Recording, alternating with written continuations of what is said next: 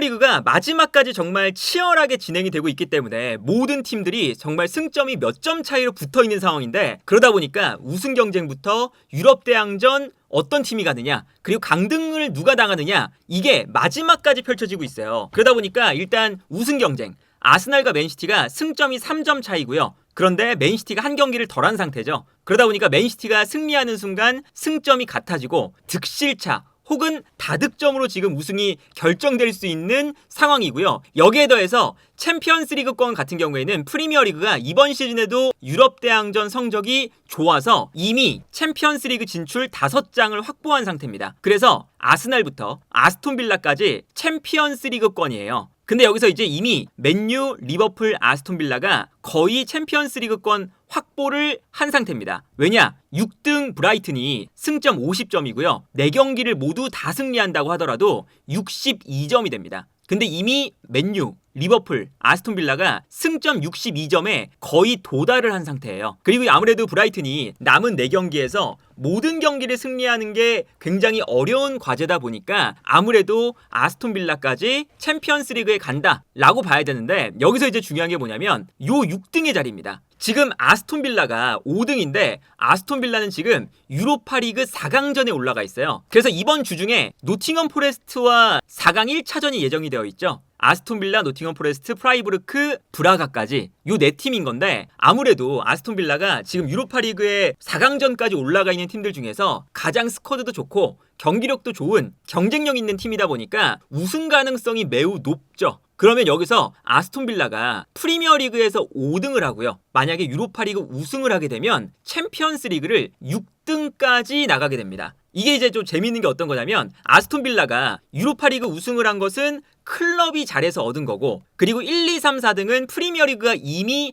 배정되어 있는 자리다 보니까 그건 중복이 되면 하나가 없어집니다. 그런데 빌라가 그 추가적인 티켓, 리그 차원에서 얻은 티켓 5등이 된다면, 그러면 아스톤빌라가 얻은 티켓이 유로파리그 우승으로 이미 챔피언스리그에 진출하기 때문에 이 티켓은 사라지지 않고 리그 차원에서 한 팀에게 더 줘야 됩니다. 이게 유러피안 패스, 퍼포먼스 스팟이라는 건데, 이것이 6위 팀에게 넘어가는 거죠. 그래서 프리미어리그에서 지금 6위 싸움이 엄청나게 치열해요. 브라이튼이 이 자리를 지키고 있다가 아스톤빌라가 사실 물론 4등을 할 수도 있어요. 근데 5등을 하게 된다면 유로파리그 우승을 하는 순간 6등이 챔피언스리그를 가는 거거든요. 그런데 브라이튼이 승점 50점이고요. 본머스가 49, 첼시가 48, 브렌트포드, 풀럼도 48입니다. 에버튼이 47, 썬더랜드가 46이에요. 심지어 크리스탈 팰리스도 43점 같아 보이지만 한 경기를 덜 했습니다. 이게 맨시티와 안 한 경기거든요. 근데 만약에 맨시티를 이기면 46점이 되는 거니까 팰리스도. 그래서 산술상 브라이튼부터 팰리스까지 승점 차이가 엄청나게 많이 나지는 않는 상태예요. 4경기 남은 상태에서. 그리고 현실적으로 본다면 브라이튼부터 한 경기 차이로 에버튼까지 엮여 있습니다. 그러면 이제 보수적으로 잡아도 지금 브라이튼, 본머스, 첼시, 브렌트포드, 풀럼, 에버튼까지 6개의 팀이 6등 자리를 놓고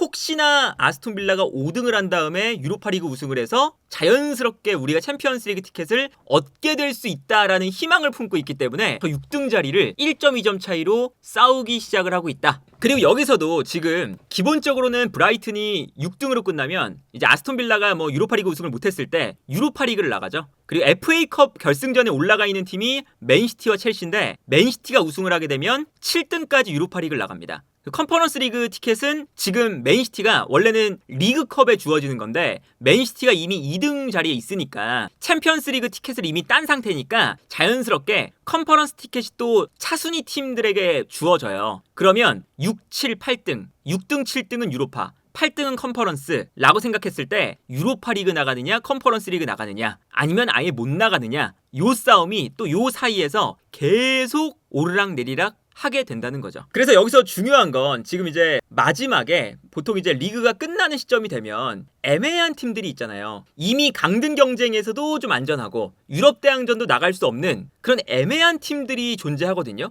근데 그 팀들이 지금 프리미어 리그에는 거의 없는 거나 마찬가지입니다. 왜 그러냐? 강등권 싸움에도 지금 토트넘, 웨스트햄, 노팅엄까지 있고요. 사실은 리즈도 아직까지는 안 끝났어요. 리즈도 지금 토트넘하고 승점이 6점 차이밖에 안 나니까요. 그러면 아까 말씀드렸던 위쪽에서부터 팰리스까지 그래도 가능성이 어느 정도 있는 거잖아요. 팰리스도 예를 들어 8등이나 7등까지 가볼 수 있는 승점이거든요. 그러면 사실 껴있는 동기부여가 없는 팀 유일하게 뉴캐슬 정도. 뉴캐슬은 강등도 위험이 없고 그리고 올라가는 것도 사실은 거의 불가능합니다. 넓게 보면 사실은 팰리스가 맨시티와의 경기가 남았으니까 맨시티전이 승리하기 어렵다면 팰리스, 뉴캐슬 그리고 이제 이미 강등을 당한 울버햄튼과 벌리 이 팀들도 지금 동기부여가 없는 상태라고 봐야 되는 거겠죠. 그래서 이렇게 순위 경쟁을 마지막까지 할 때 어떤 상대팀을 상대하느냐 특히나 동기부여가 있는 팀을 만나느냐 없는 팀을 만나느냐가 무엇보다 중요한데 그런 관점에서 본다면 1위 아스날 같은 경우는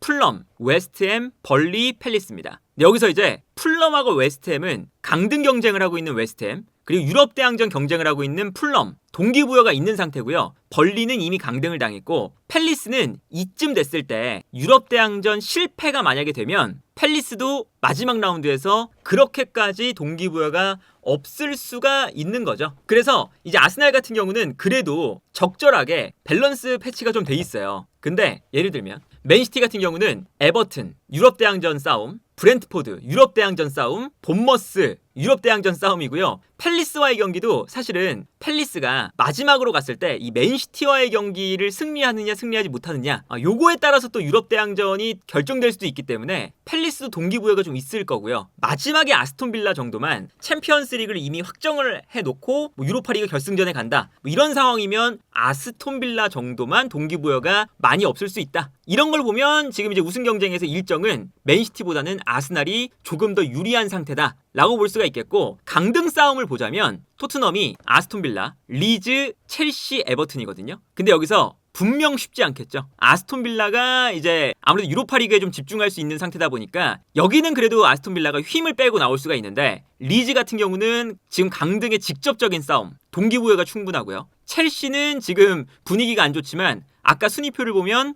유럽 대항전 지금 6등까지 하면 나갈 수 있는 기회가 있으니까 첼시는 엄청 열심히 해야 되고 그러다 보니까 첼시도 동기부여가 있고 에버튼도 지금 유럽 대항전 싸움을 하고 있습니다. 그래서 토트넘 입장에서는 만만치 않은 4경기가 남은 거고요. 웨스트햄 같은 경우도 마찬가지인 게 브렌트포드 유럽 대항전 경쟁, 아스날 우승 경쟁, 그리고 리즈 그리고 뉴캐슬인데 뉴캐슬이 그래도 웨스트햄 입장에서는 동기부여가 없는 팀을 하나 만나고요. 리즈 같은 경우에도 이때가 되면 리즈가 그래도 강등권 싸움에서 가장 좀 우위에 있는 팀이기 때문에 리즈가 마지막 라운드쯤 되면 동기부여가 없을 수가 있어요. 그래서 이런 이제 동기부여적인 측면만 보면 웨스트햄이 토트넘보다 일정이 더 괜찮을 가능성도 존재한다. 그리고 사실은 노팅엄 포레스트가 분명히 이제 토트넘과의 승점 차이는 좀 벌어져 있지만 동기부여적인 측면에서 상대팀들이 조금 힘들거든요. 예를 들면 첼시, 그 다음에 뉴캐슬은 그래도 동기부여가 없지만 그 다음 맨유, 본머스인데 여기서 보면 이름값들은 높아요. 이름값들은 이제 높아서 노팅엄 포레스트가 어려워 보이지만 본머스, 이 마지막 라운드에 본머스가 어떤 순위에 있느냐에 따라서 본머스의 동기부여가 결정이 될 거고 맨유 같은 경우에는 동기부여가 약간 떨어진 상태에서 만나는 게 노팅엄 입장에서는 다행인 거고 첼시는 동기부여가 어쨌든 많은 상태에서 다음 주에 만나는데 유로파리그 4강전을 2번 해야 됩니다.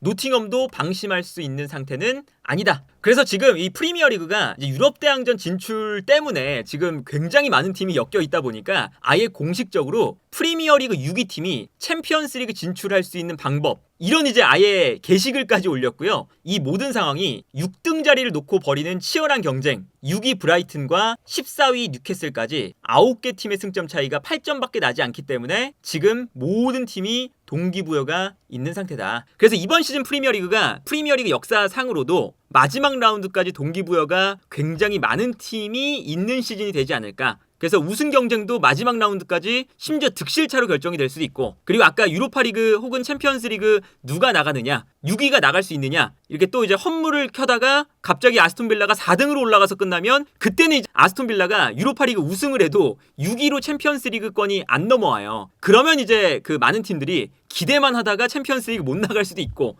여기에 더해서 6등부터 14위 뉴캐슬까지 8점 차이밖에 지금 안 나는 상황에서 계속해서 어딜 나갈지 모르니까 기본적으로는 최대한 성적을 만들어놔야 되는 모든 팀들의 상황 그리고 강등권에서 웨스트햄이냐 토트넘이냐 특히나 이 토트넘 같은 경우는 전 세계 축구 클럽 중에서 9번째로 가장 큰 규모의 팀인데 이 팀이 강등되냐 되지 않느냐, 이런 것까지 모든 순위 싸움에 재미가 있는 이번 시즌 프리미어리그 막판 경쟁이 되지 않을까 싶습니다.